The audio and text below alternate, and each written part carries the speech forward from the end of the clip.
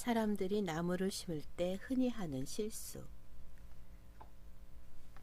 어느 해 초봄 오랫동안 알고 지낸 한 친구에게서 연락이 왔다. 평소 마당 넓은 집에서 꽃과 나무를 키우며 살고 싶다며 입버릇처럼 말하던 친구였는데 드디어 그 꿈을 이루게 되었다고 한다. 은퇴 자금에 아파트를 처분한 돈을 보태 서울 근교에 집을 지었고 이제 곧 이사를 갈 계획이라고 했다. 집도 다 지었고 이제 나무만 심으면 되는데 자네가 와서 한번 봐줘. 묘목은 내가 이미 봐둔 게 있어. 며칠 뒤 찾아가 보니 친구의 말대로 집은 벌써 완공되었고 묘목을 심을 때 쓸 퇴비도 이미 준비되어 있었다. 친구는 나무 심을 자리를 표시한 설계도를 내게 보이며 말했다. 값이 좀 나가더라도 소나무를 심을 생각이야. 한 번 심으면 죽을 때까지 두고두고 볼 테니 얼마나 좋아? 하지만 나무 심을 때를 확인한 나는 이내 고개를 저었다.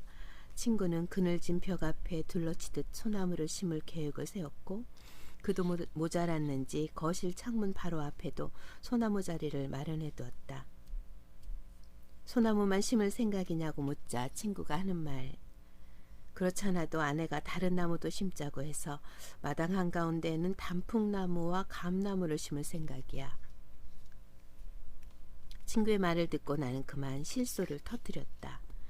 그 계획대로라면 소나무는 몇 해 안에 죽을 게 자명했고 몇 안 되는 단풍나무와 감나무 역시 본연의 모습대로 자라지 못할 게 분명했기 때문이다. 나는 친구에게 말했다. 사람들이 나무 심을 때 흔히 저지르는 실수가 뭔지 아나?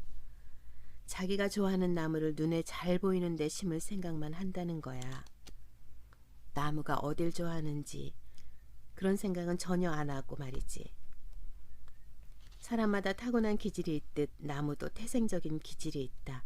그것을 구별짓는 건 빛과 물을 얼마나 필요로 하는가이며 특히 빛은 제일 먼저 고려해야 할 부분이다.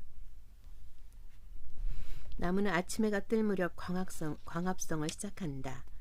밤새 산소를 들이마시고 탄소를 내뿜던 나무는 광합성을 통해 스스로 산소를 만들어 쓰기 시작한다. 나무가 외부로부터 산소를 흡입하지 않고 스스로 산소를 만들어 자급자족하는 시점, 즉 가스가 들락거리지 않는 시점을 광보상점이라고 한다. 쉽게 말해 광보상점이란 식물이 살 수 있는 최소한의 빛의 양을 말한다. 광보상점이 낮으면 적은 햇볕으로도 광합성을 할 수 있다는 것이고 반대로 광보상점이 높으면 햇볕이 충분해야 생존을 위한 광합성을 할 수 있다는 얘기다.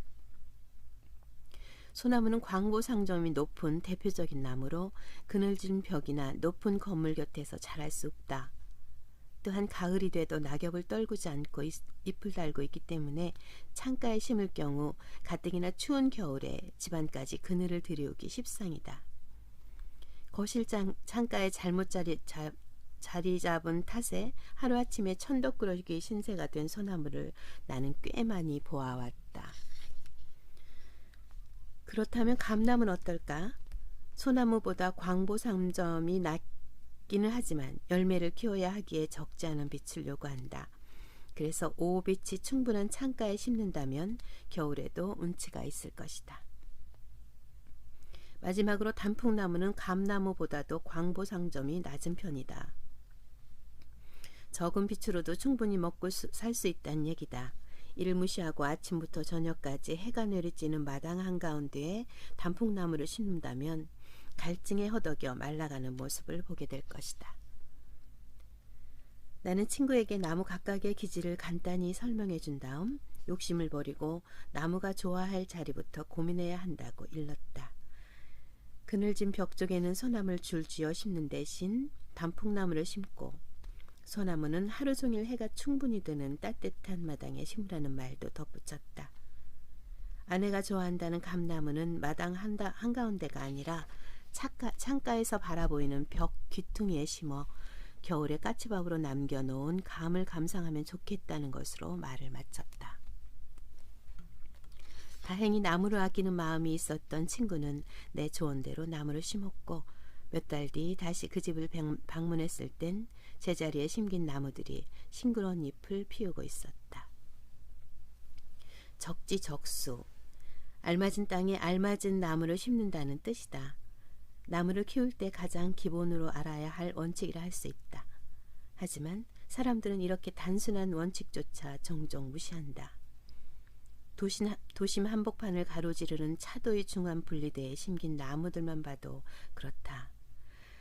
사시사철 푸르다는 이유로 중앙 분리대에 소나무를 심은 모습을 종종 보게 되는데 소나무는 가을이 와도 낙엽을 떨구지 않는 까닭에 그곳에 자리 잡은 소나무는 이파리가 항상 꽤 제재하다.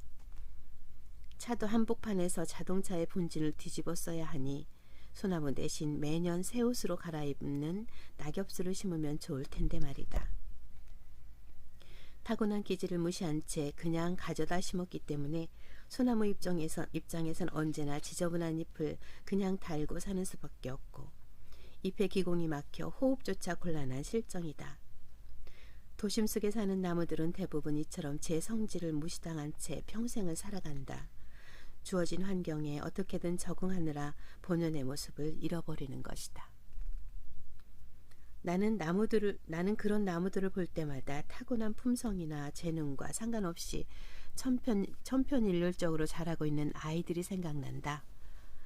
나무처럼 아이들도 저마다 타고난 기질이 있다.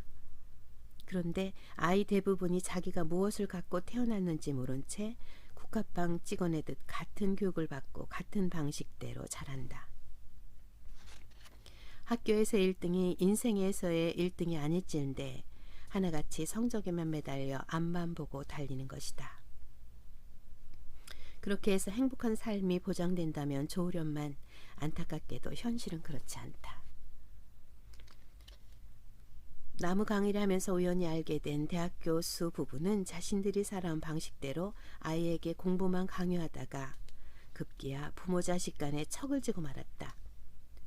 대학에 입학할 때까지 부모 뜻을 따라 얌전히 공부하던 아이는 대학생이 된 지 1년도 안 돼 자퇴를 선언했다. 어떻게든 적응해 보려고 했지만 적성에 맞지 않는 공부를 평생 할 자신이 없다는 게 이유였다.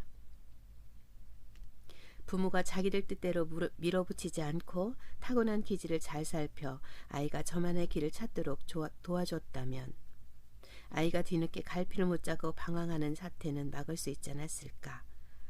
그래도 더 늦기 전에 아이가 제 적성을 진지하게 고민하기 시작했다는 것이 다행이라면 다행일 것이다. 어디 아이만의 문제이겠는가. 내 주변에는 중년의 나이에 이르러 과연 지금 하고 있는 일이 자신에게 맞는 것인지 모르겠다며 때 아닌 방황을 하는 사람들도 있다. 그래서 나는 광보상점 같은 나무의 기질에 대해 설명할 때 아이를 키우는 부모의 자세를 비유로 들곤 한다.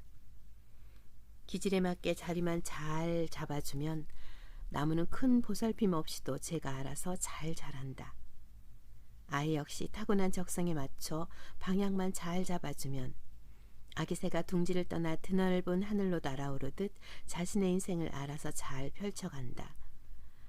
그런데 안타깝게도 내 아이가 무엇을 좋아하고 무엇을 싫어하는지 잘 모르는 부모가 의외로 많다. 나무에 관심이 많다면서도 나무에 대해 너무 몰랐던 내 친구처럼 말이다. 앞으로는 내 아이는 내가 제일 잘 알지요 라고 말하기 전에 아이에게 요즘은 뭐가 제일 재밌어? 라고 묻는 부모가 많아졌으면 좋겠다.